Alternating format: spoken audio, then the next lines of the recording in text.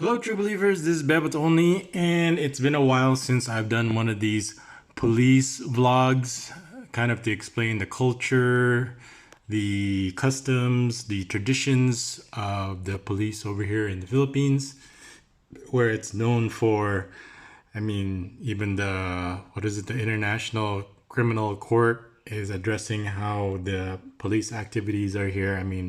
Something like this is common knowledge over here when it comes to police activities. But what are you gonna do? It's the police, so you just kind of do the bahala na kind of culture.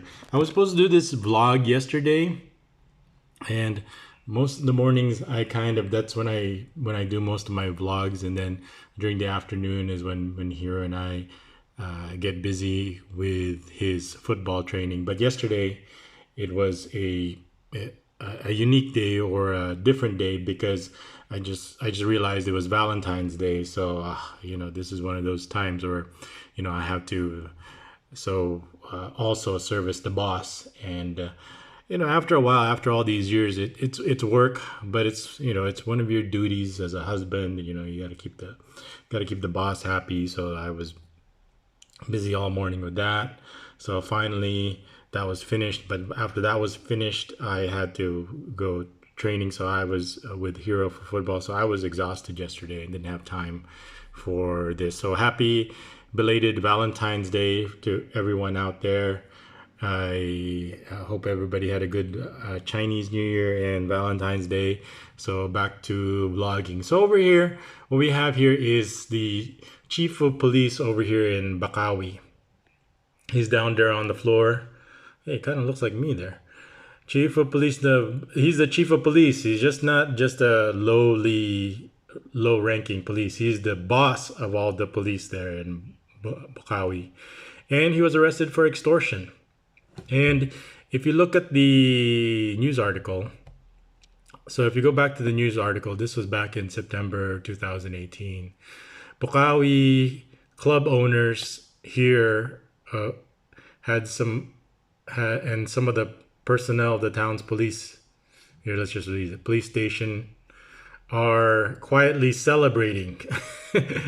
So they're celebrating, but they're celebrating quietly, as you could see from the article, the arrest of their chief of police at dawn on Saturday for his alleged robbery, extortion, and carnapping activities. So the chief of police for his robbery, extortion, and carnapping. Those are pretty heavy charges. Operatives of the Counterintelligence Task Force of the Philippines, those people I should get to know, of the National Police, so the CITF-PNP, arrested I don't know what's SPSUPT anyway, Joan de la Cruz during an entrapment they conducted with the Bulacan PNP intelligence personnel of the Police Regional Office 3 and Region 3 Highway Patrol Group. Okay, so let's get to the rumors have reached Camp Paleo that some club owners here were happy about De La Cruz's arrest. So why are the club owners very happy? In an interview, one of the club owners identified as a certain Johnny in Barangay come on, focus. Bunlo said that they were grateful for the ouster of De La Cruz. It's hard to speak publicly, but we're glad about what happened. So let's get into more details. Even some of the police personnel, so the people he was working for, so they were glad about the arrest of their chief, but they also admitted that they could not do anything while he was engaged in his unlawful activities because he was the chief of police. Okay, so meanwhile, Bulacan Police Director Saberso on Monday met with 21 other police and their city chiefs, and he expressed in dismay over what De La Cruz of his alleged crimes, and reminded everybody that the rules and standard operating procedures should be followed during any kind of police operations.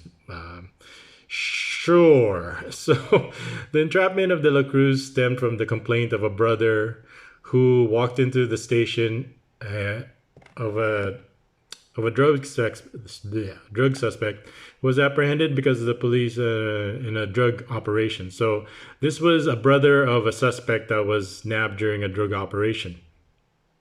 It was learned that De La Cruz did not put any blotter of the, so he didn't inventory the vehicle, the SUV owned by the arrested drug suspect, and instead use it for the police operations and as his personal vehicle. And based on the police probe, De La Cruz also demanded an iPhone X cellular phone worth $75,000 in exchange for the black SUV and the Mitsubishi Montero. So you see the similarity over here. My iPhone, my Canon camera, my which cost like 40,000 pesos, and then my iPhone, which cost this much also, and then also my Mitsubishi, not Montero, but it was a Mirage. It was brand new also. What is also being used by the police for their operations and personal use, and my phone and my camera and my other things. So so this is something that obviously, as you could see, is something that is not an isolated incident. As you can see here, the chief of police. So there's two incidents over here where it's actually happening. So how do I know? Well, I was there when the police were using my car during my my inquest. So they were using it already. And they damaged it, ran into the curb while a brand new car, which was only like not even a week old, right into the curb, because I don't know why they would run that in the curb. But when it's not your car and you get it, so they were using it for police officers, and who knows what they're doing with it on top of that, maybe for personal reasons. But if this chief of police is doing it, so there might be others that are doing it. So De La Cruz was caught red-handed, so with the iPhone X, plus the recovered and confiscated pieces of evidences such as two scooters, a Mio Sporty, a Mio Soul, and Mitsubishi Montero, another car, a Wigo, and a Vios. So it looks like two scooters and three cars over here. All the above pieces are evidence are now in inventoried, and so apparently what happened over here was, if we go back to this video over here, all this is public. It's all news. It's all available online. It's all available on YouTube. You could look it up if you want, if you don't want to believe me. So, but it's pretty much there in black and white. So the brother said that he came up to him and said that, hey, the agreement was that they had was, hey, he says, you give me an iPhone X and I'll release the car and I'll release your brother in exchange for it. So apparently he gave the iPhone X and he didn't get the car, and he didn't get his brother, or he didn't get anything back in return. It's just the iPhone X is missing. And this is where you kind of run into a lot of problems here, because you kind of, anytime you go into an agreement over here where there's two parties involved, obviously there's going to be an element of trust that's going to be needed when you get into an agreement. You agree that, like, okay, I'm going to perform this service, or I'm going to perform this action. In this situation, he said, okay, I'm going to give you the iPhone X. And then the other agreement of the police is he's in charge here and he's holding all the keys. He says, okay, I'll release the Mitsubishi Montero since it's not even inventoried, so no one would even know. The problem comes in is when the double cross happens. He gave the iPhone X, and he now he has the iPhone X and the Mitsubishi Montero. What are you going to do about it? See, nothing is the problem. It's like, I'm the police over here. This is the chief of police. What are you going to do? Just like with me, they have my iPhone, they have my cameras, they have my car. What are you going to do? Because we're the police. Well, you can do what this guy did, reported them to another police. So that's where we all went wrong. If he probably would have given back the car, he would have had the iPhone X, everybody would have been happy, but the double cross happened, or the scamming or the swindling, or he says, this is what you kind of run into when you're the possibility here when you're dealing with this police. Disclaimer, as usual, I'm going to say that not all police are bad, but this chief of police definitely had some issues here where you kind of like, how do you know that this person, you give him an iPhone X? Well, then you're gambling. Well, then that's a terrible gamble at the same time, because the guy gave the iPhone X, he didn't get his car back. Then we got a problem. What are you going to do? Now he's got the iPhone X. Then he's got the problem. Then it escalated into this. So so as you could see that he was arrested, and then let's go to the video over here. And then we could talk about Chief of Police ng Bocaue na si Superintendent Joel de la Cruz. Batay sa mga reklamong kanilang natanggap, modus operandi ni de la Cruz ang pagtangay sa mga sasakyan ng mga naaresto nilang drug suspect. So it's explaining in the video that this is his modus operandus. This is kind of like the method. This is their way.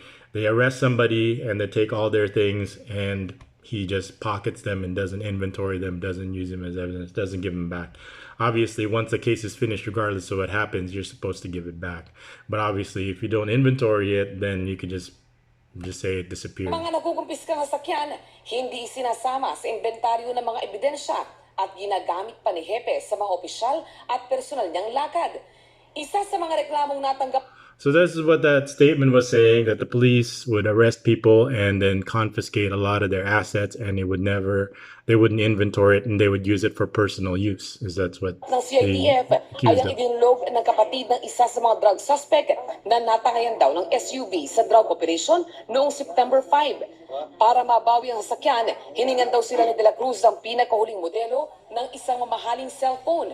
Ito ang ginamit na. So they wanted the family members of the person that was a drug suspect wanted the car back, and they made an agreement. Okay, we'll give you a phone, and then you give us back the SUV. And this is kind of the problem now. The drug deal is now, the drug suspect, the whole situation has now been tainted, because now the police have a motive to arrest somebody not because of drugs, but to take their car, for carnapping. Now you've got an issue over here that, was it really because of drugs, or was it really because of carnapping? Now, now it becomes a cloudy issue now.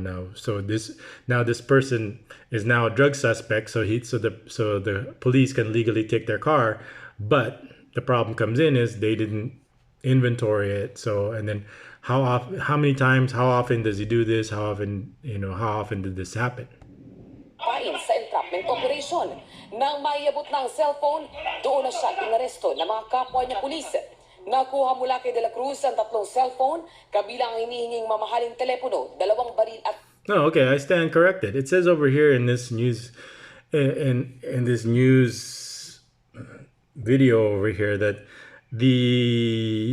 it was an entrapment. So he handed over. So apparently she handed the phone over to him, and then that's when they arrested him. So it wasn't a double cross then. So I stand corrected. The one article said it was a double, that the phone was with him, but I didn't. So I jumped to the conclusion. So I take it back. So it was part of the iPhone X that was found on him was part of the entrapment, because he took it. Bala. Isa namang drug suspect ang nagsabi na inaresto siya ng grupo ni De La Cruz sa loob ng kanyang bahay. Pero kinuha rin daw ng mga pulis ang kanyang Mitsubishi Montero, pati ang mga mamahalin niyang shades, sapatos, relo at bracelet. Para akong inakyat bahay. So he's saying that he was arrested at his home, and then the police took everything he had any value: jewelry, sunglasses, shoes, clothes, cars. As if the police went shopping and stole everything in his house. Kasi halos lahat ng gamit ko, ultimo barena kinuha. Same thing that happened when the police searched my house. The boss's jewelry went missing, and obviously, as you could see from the mirrored evidence, they had no evidence of human trafficking. They just wanted the raid, take our things so they could take it for their personal use. Yung isang salamin ko sa bahay, kitang-kita ko, sinuot pa ni Epi, sinukat pa niya. So he said the chief of police, when he was searching his house, was trying on his sunglasses just to make sure that it fit him fine properly. Na ginagamit ni De La Cruz ang kanyang sakyan. Tingin ko, sir, yung huling kita ko na ginamit ni Epi, personal na lakad yun, sir. Kasi may sinakay pa na bigas. Ang sasakyang ito and they even took his rice, is what he said. They took his car, and in the car, tried insult to injury, they even took his rice. Kumpiska rin ng grupo ni De La Cruz sa isang hiwalay na drug operation noon pang 1 taon. At nang buksan ang kotse, Tumambad ang mga personal na gamit ni De La Cruz, gaya ng mga sapatos at jacket. It only shows na talagang ginagamit na personally yung mga So in the car that was supposed to be part of a drug operation that they confiscated, it has all his personal things like his clothes, his shoes, and his other sasakyan na equipment. na-confiscate nila from a drug operation na hindi naman nila sinama sa mga inventaryo. So, nangyari to, ginamit nila as personal use. As makita naman, may mga sapatos, may mga gamit. At hindi lang to isa, lumalabas na mayroon pang dalawang sakyan na nakatago dito. Ginagamit rin daw ni De La Cruz ang sasakyang ito na kinumpiska kahit hindi nangyari ang drug operation sa loob ng sasakyan. Pati ang motorsiklong ito na nakumpiska rin sa drug operation. Todo tanggi naman si De La Cruz sa mga ibinibintang laban sa kanya. For verification lang po dahil ako na po inahanap. So he says that like, oh, this is where those things that you're talking about that I took is still under verification, is what he's saying. Hanapan po namin ng ng mga dokumento dahil sabi nga po And he's looking for documents. So while in the meantime we're looking for those documents, I'm going to use it personally. Blurred lang po yung mga plate number na ginagamit po. Hindi naman po nagpunta yung kapatid niya. Nung nakalawa lang yung nagpunta, ngayon nga po dito. Itinanggi rin niya na ginagamit niya sa personal na lakad ang sasakyan. Hindi rin daw totoo na nanghingi siya ng cellphone sa kapatid ng suspect kapalit ng Montero. Wala pong ibibigay sa akin. Nakapagpili po ba kayo? Uhulugan kung magugustuhan po. Kasi wala naman po akong alam sa mga gadget eh. Hindi ko nga po alam kung anong unit na basta sabi niya iPhone lang po. Pero sabi na isa sa kanyang mga tauhan, matagal nang ginagawa ng kanilang hepe ang paratang ng mga nagreklamo. Wala naman po kaming... So here's an interview of the personnel. They say, oh, he's been doing this for a long time. And what they're going to say is, but we couldn't do anything about it. That's the chief of police. That's the most highest ranking person here that we're working for. Hindi man po kami pwedeng sa kanya sa pakialaman yung diskarte niya. Siyempre po, COP namin siya. Hindi pala kaming karapatang kumontra sa kanya. Nagagalit siya pagka kumontra ka po sa gusto niya. They said that we have no right to tell him that what he's doing is wrong because he's the chief of police. Posibleng maharap sa mga kasong may kinalaman sa katiwalian, robbery at carnapping si De La Cruz na dinala na sa Campo Crame. Cecil Villarosa, GMA News. And what's also interesting is back in 2014, if you look at this article, yeah, that happened 2018, about the same time I was going through my own process. And in 2014, something similar happened where he was, if you look at the article over here, because I Googled his name, and he came up and he was also fired as police chief in Pampanga. And what happened over here, if you read it, it was apparently what he was doing was him and some police went into a beer house and he told the owner or the manager, we want some girls from your beer house. And he says, no, we don't have any girls in our beer house.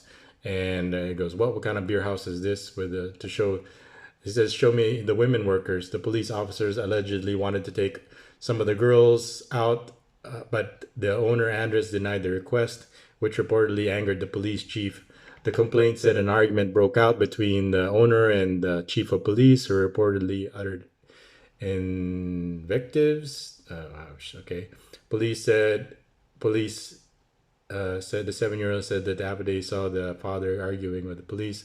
So there was some altercation over here, but nothing, as you could see, nothing really resulted from it. So there was an altercation and it was reported, and what the chief of police, what happened here was he still is a chief of police, but what they do in these kind of situations, if it doesn't turn into a case, then they just move the chief of police to another station and he becomes a chief over there also. So in this situation, he became 4 years later, he became the chief of Bocaue, and then he continues doing the same thing.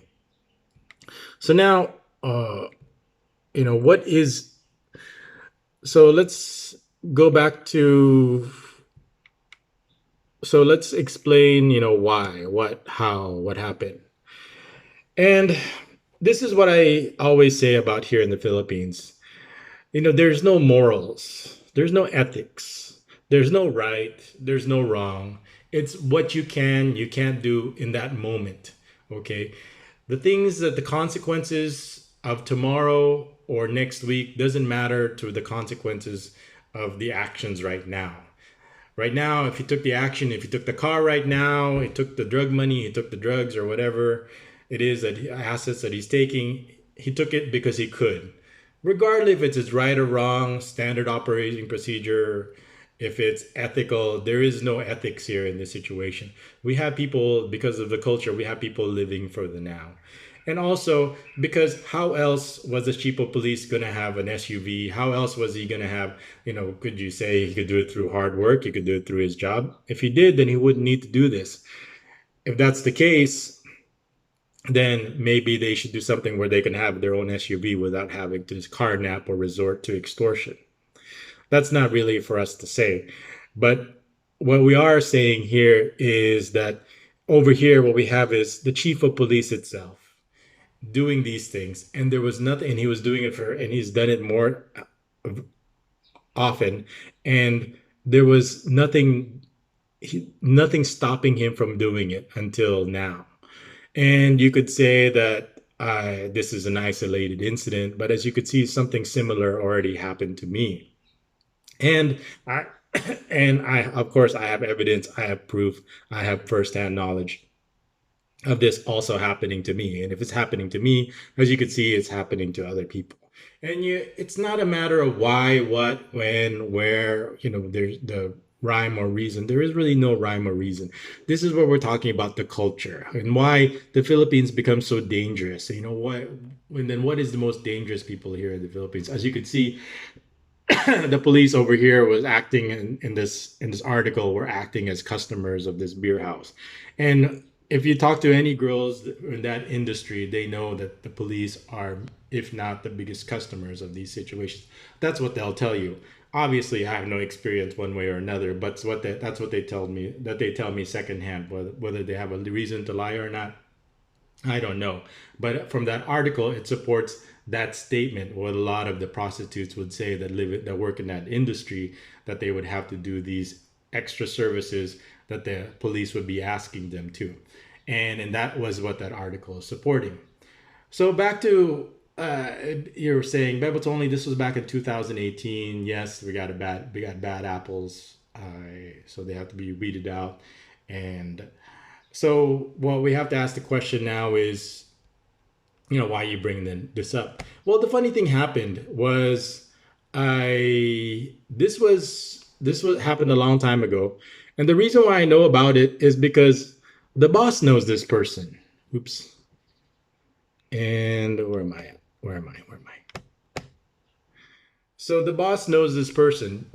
They grew up in the same neighborhood and went to the same school. And she was telling me about the guy was nice. He was like a genuine nice guy. Everybody thought he was funny. Everybody liked him. And then I guess over the years, because of the, when you use the word corruption, over here it's not called corruption. Over here it's not called scamming. Over here they call it a way of life. It's hanap buhay. It's like it's a living. It's not only him. That's where the term ninja cops come from. There's other police that do it. What they do is they'll confiscate the drugs. And in this situation, what he's doing is taking these cars and he's selling, and he's got this connection, it says in the news report, with people that sell stolen property, including cars. And the same thing they could do with drugs. And that's where the term ninja cops come from. The ninja cops, what they would do is they would go into a drug operation, take the drugs, and then sell them themselves through their assets. The assets are in a dangerous situation and they can't really do anything about it because the police have them by the balls. So it's like what they usually do is they then have them sell the drugs for them. If they don't, whatnot, a lot of these assets don't really live that long because they've done too many bad things and too much information, especially if they're working for the ninja cops. So And that's how I knew this, because the boss was talking to some friends and they said, "Oh, did you know so and so died that we went to high school with, and that grew up?" And everything. Like, "Oh, really? So and so." So I looked it up, and it was correct. This person just died, and then I looked up the. So here's the report. What's gonna be funny is, so he died, and where he died was kind of questionable. So where it's he died in an officer's quarters. So apparently, supposedly he's supposed to be in jail, but instead he died in officers' quarters in barracks. I could probably explain this because police that go into jail, they don't really go into a regular jail or a regular prison like I go to. They don't really go inside the prisons themselves. What they'll do is, if, like, for example, if you're a chief of police, what they'll do is probably live in the barracks, and they'll be in the jail, and they probably, I don't know what kind of privileges they have. But as you can see over here, I might be wrong, but he didn't die in jail, but he was as you can see, he was found in the barracks. And it might be, I don't have the reliable information. Was he in the barracks at the prison or not? But he died in the barracks. Why would the chief of police be taking a shower in the barracks? So one of my theories is that he was, instead of being in the actual prison themselves, he was living in the barracks. And apparently he died while he was in the barracks at so here's all the information, and it's public. So he died while he was in the barracks. Did he die while he was in prison?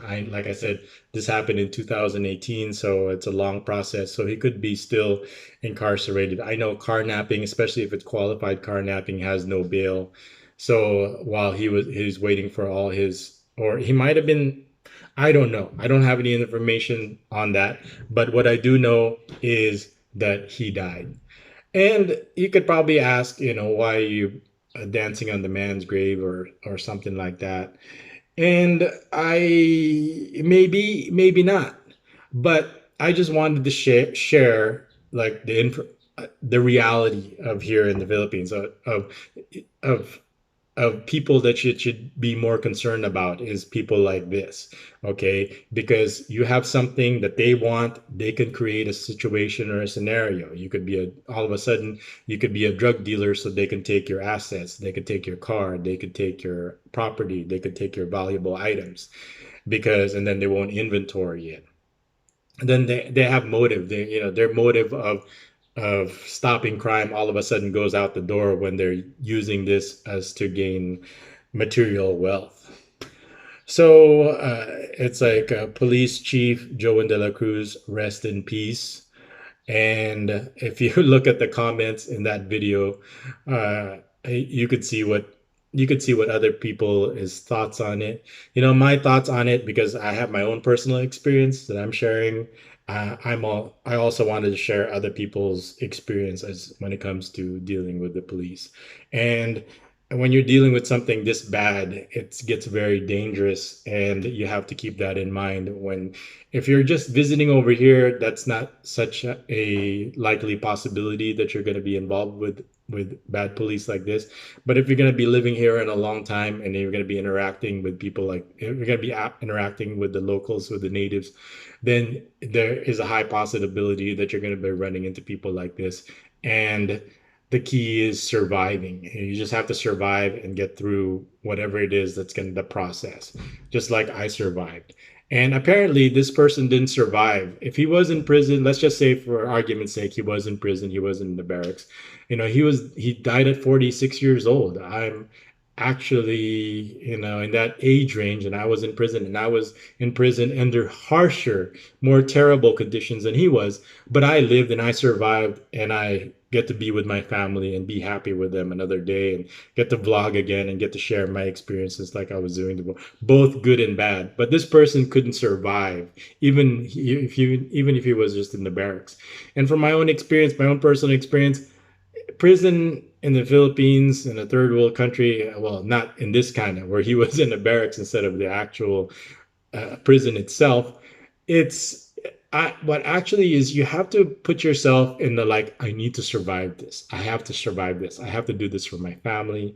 I have to do this for my loved ones. I know I was thinking of the kids. I was thinking of what's going to happen to them if I die.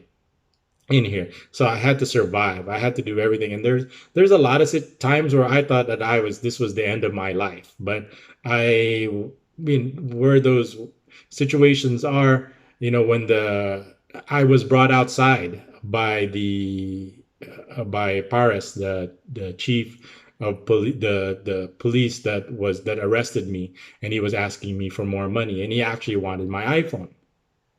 And a lot of the people in prison, when I was brought out in the middle of the night, it was like 10 o'clock at night. It's like that's past visiting hours. They thought I was never gonna come back. I thought I was never gonna come back. I thought he was gonna kill me. And then, I laugh now because but somebody did die, and it wasn't me. I repeat, somebody did die in this case. Well, maybe died. Well, let's just say, for argument's sake, somebody did die in this case, but it's not me, obviously, but somebody did closely related to this case. There was death involved. Somebody did die. So when you get involved with the police over here, especially with the bad police, just like me, just like this person, somebody's going to die. And the most important thing is to make sure, do everything you can to make sure it's not you. I thought it was going to be me. There were some times where I thought I wasn't going to see the light of day again, but fortunately, God had other plans for me. So I'm not, when what it is, religion. How religious are you when you're in prison? I mean, I have my days, I have my moments where I lose my religion, I regain my religion. Every day is is a blessing now, is a gift from God that I'm alive and breathing. But this person and another person, this person is not living anymore, and another person that was involved in my case is not living anymore.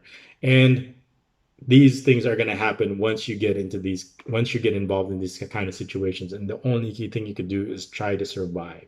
And from my own personal experience, people did die. When I was in detention, two people died. They could just be all of a sudden. I remember when that person died, one person died because, I think, because of alcohol withdrawals. That's my assessment, because he came in, he was drunk. Then after that, there was no alcohol, and then he went into spasm, and he just died from alcohol withdrawals. So that's one case that I was personally involved in, where I was the mayor of the place. So of course I had to take some kind of responsibility. If somebody dies while you're the mayor, what did you do? What happened? I couldn't do anything because the guy died from alcohol withdrawals. So I and then the second one that died, he was like talking like this. You could be talking to him like this, no problem. And he was talking normal. We just told him, hey, relax, just wait, we'll work things out. His case was about his wife. He found his wife with another man, and he had like a crime of passion where he went after his wife and the lover with a knife, and he got arrested for it. So imagine now he's in jail, and all those things were going on in his mind, and then he were just talking, just, hey, just relax. It's going to be a slow process. You just need to just get used to it. Then all of a sudden, 15 minutes later, he starts saying that, oh, I got to get out of here. I can't be in here. And he started getting claustrophobic, and then all of a sudden he started going into convulsions, and he just died like spontaneously. He had no other, I don't know if he had any other condition, but it looked like he just died from the stress and the panic and just killed himself from the anxiety of being in prison. And he said he needed to get out or he was gonna die. And like the rest of us, there's like 100 people in there, like us too, but we want to get out, but we're not going to say we're going to die if we don't get out. Well, this person says he needed to get out. If he doesn't get out, he was going to die. And literally he died right there, and he was dead on arrival. He was no pulse. I was just like feeling him. What happened to him? It's like, so we don't know. I would say assume it's stress induced heart attack, anxiety induced heart attack. His wife is out there with another man, and he's here in prison, and he needs to get out, and he died. It was the strangest thing. It's just spontaneous death. So in this person, he was in prison, he couldn't stand it anymore.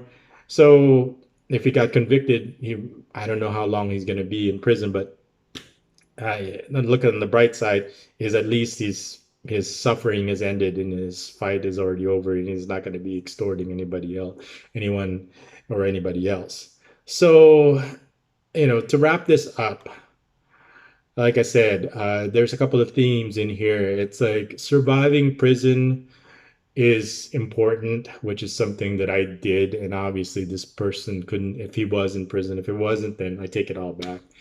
Number two is, you have to be careful when you have police like this and they become interested in you. Why would they become interested in you? Do you have something that they want?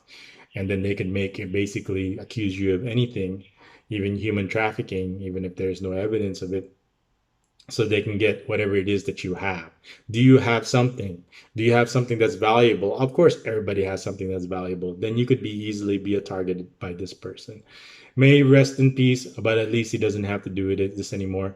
I have to probably say that this is probably something he didn't want to do, but like a lot of people here in the Philippines, they're just like a victim of their circumstance. This is where they kind of call each other animals, because they just live in the moment, and they just kind of live based on their situation. This person did it because he can do it, whether it was right or wrong, just like a lot of people over here do, not just the police. Whether and you and I, from where Western minds, we understand what the meaning between right and wrong, because we think about consequences, we think about the future. But it becomes very dangerous and becomes very impossible. It becomes very difficult if you're dealing with people or a person that has no concept of that. So everybody keep that in mind when you're talking about the Philippines. I know this, but if that's something that you have no experience and know nothing about, then you might as well keep your mouth shut and be quiet, and don't engage in discussion in something you have no knowledge or no experience about. Me, I have a lot of knowledge and I have a lot of experience that I'm willing to share, whether I like to share or not. But I'm willing to share to make sure that this doesn't happen to you. As you could see, it's happening to a lot of people, and it happened to me. Anyway, this is What's Only. Give us if you have any questions or comments. I'm going to be live streaming.